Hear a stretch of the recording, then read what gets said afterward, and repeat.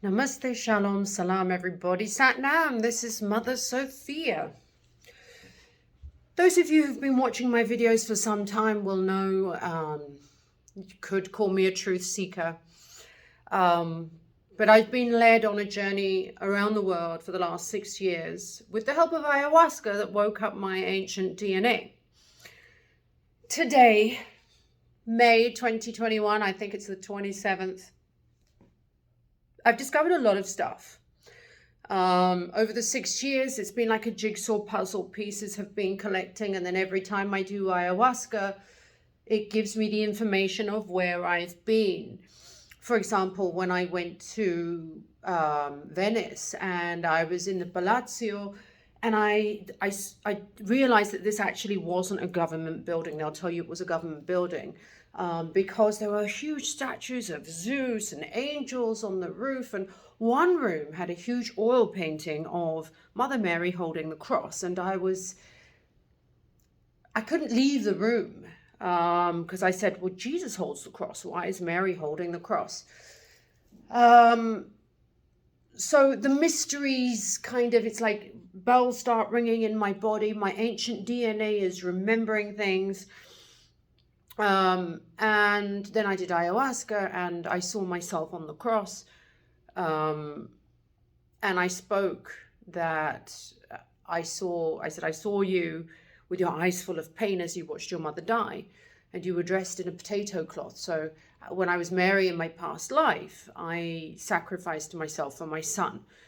And Christ was brought up a girl because I was protecting him from the death warrant or the death threat that was sent out to all firstborn boys. And of course, I knew he was going to be born a boy, so disguised him as a girl and told everybody he was a girl. So these are one of the things that I've started to remember.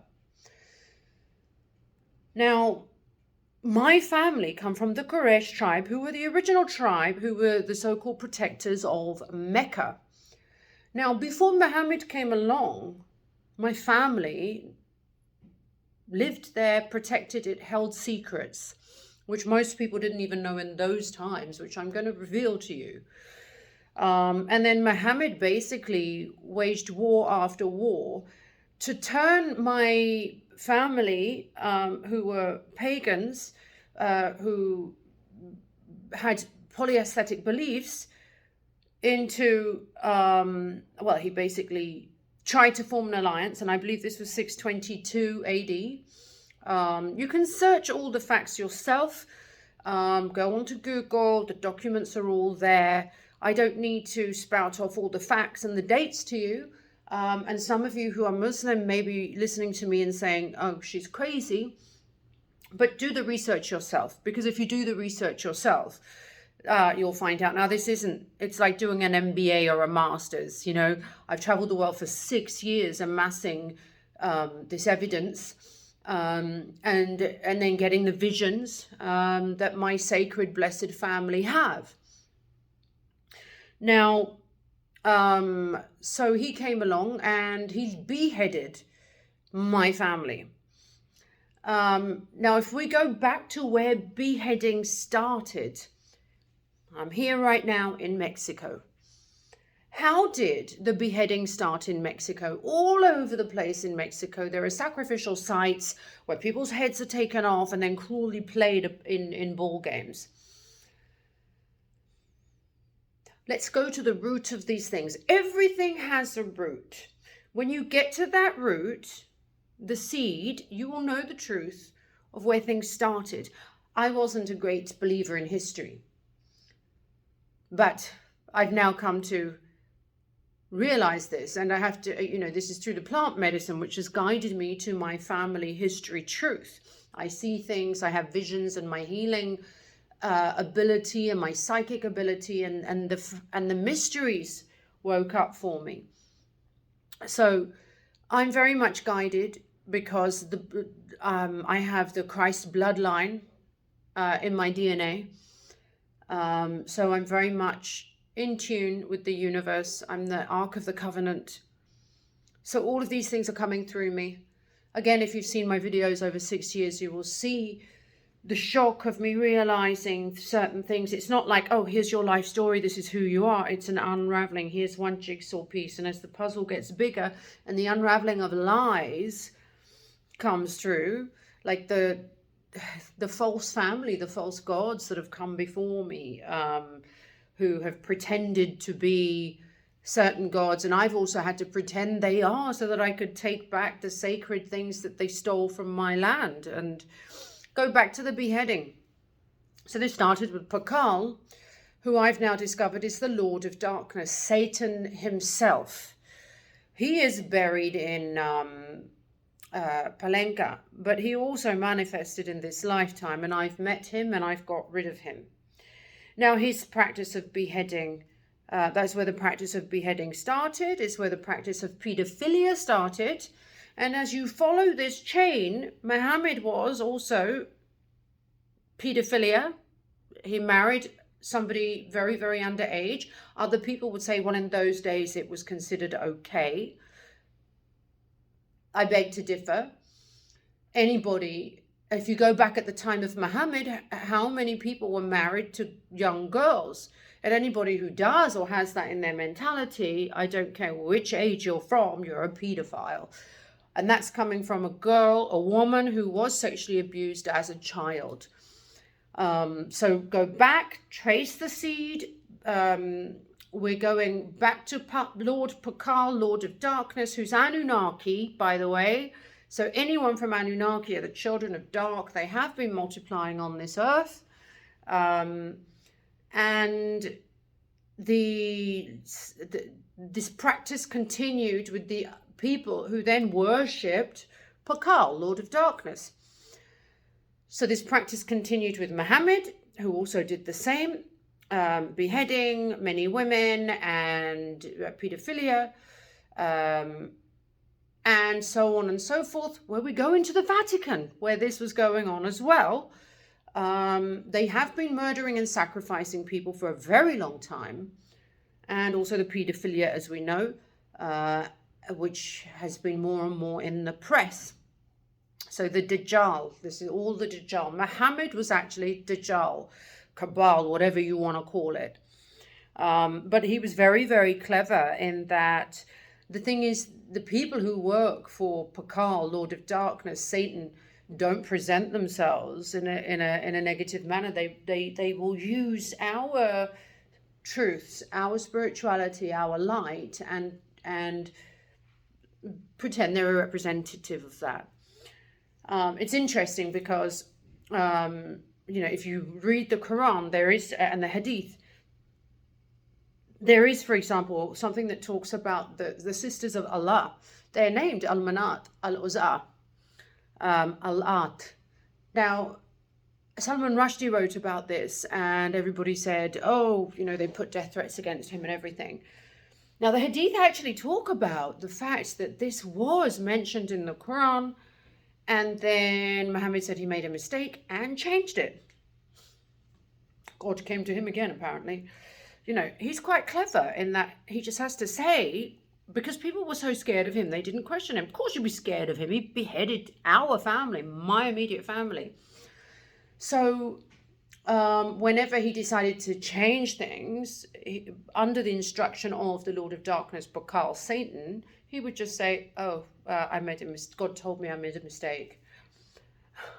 So far that's the truth, and it keeps unraveling. And the kingdom of heaven is on earth, which means God is here, we are here, my family are here, and you are now protected. And Pakal has been asked to leave. We have the physical body, we have the supernatural body, and the higher supernatural body is the true self. And that's where the vibration and the frequency is here in the Garden of Eden, because this is the Garden of Eden.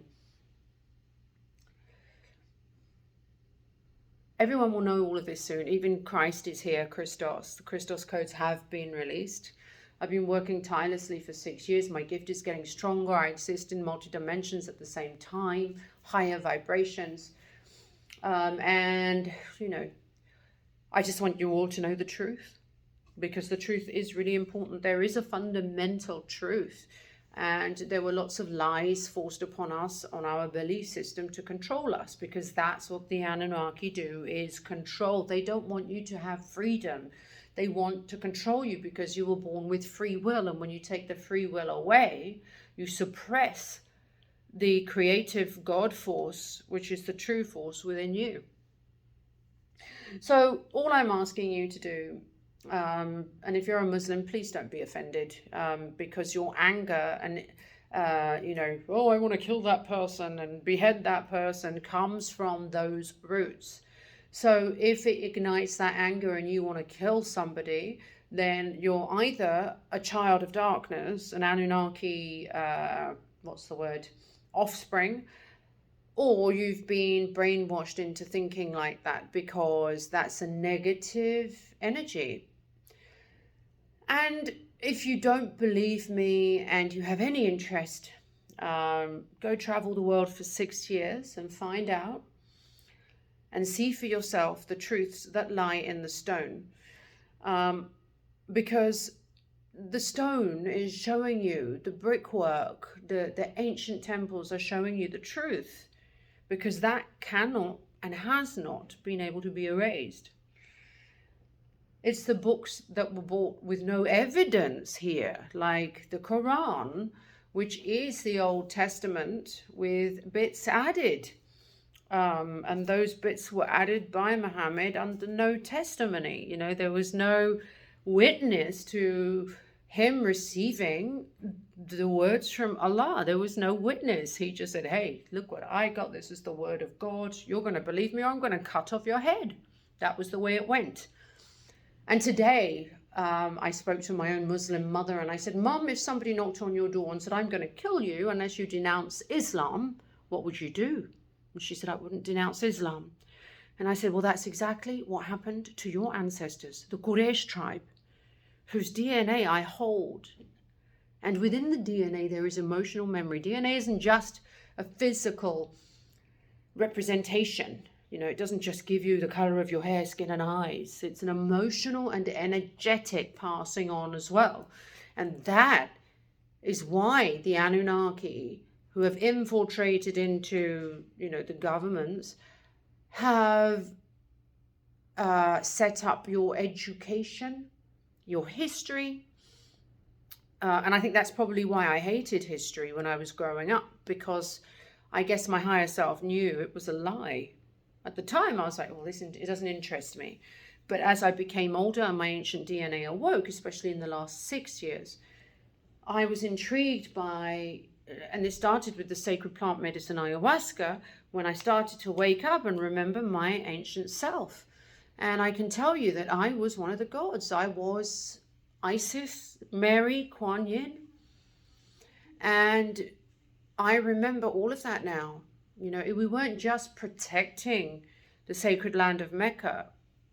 The gods resided there. Now, there's been a lot of work that I've done on the supernatural level, and Lord Bukal I have defeated. He's gone. And it wasn't a battle of swords. It was about, she knows who I am now. So the fact that we didn't know that they were hidden, playing with us, going, oh, hi, I'm part of this sacred religious thing, and I'm here for your good, and this is how they play. When you know the truth, and go, actually, you're a liar. I just found out who you are.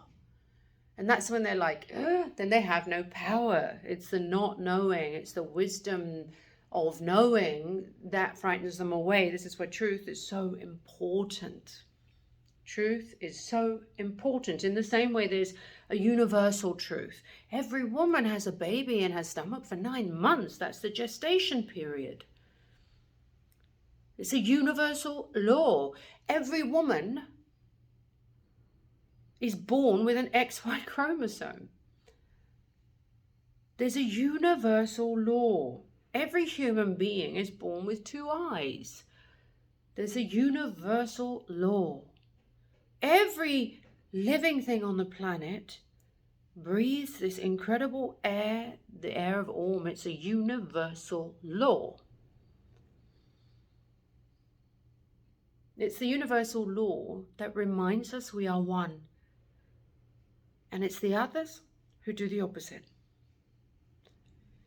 There is no more fight left, just for you to now know the truth. And you're receiving the Christos codes. You already have them. They're integrating. That's what Corona was about. This whole period of lockdown was so that I could finish my work and get rid of the Lord of Darkness, which has been done. Glory be, for the kingdom of heaven is now fully open without the threat of Satan, Lord of Darkness, Pakal. Anunnaki have finally been defeated and they have left. Glory be, blessings and love.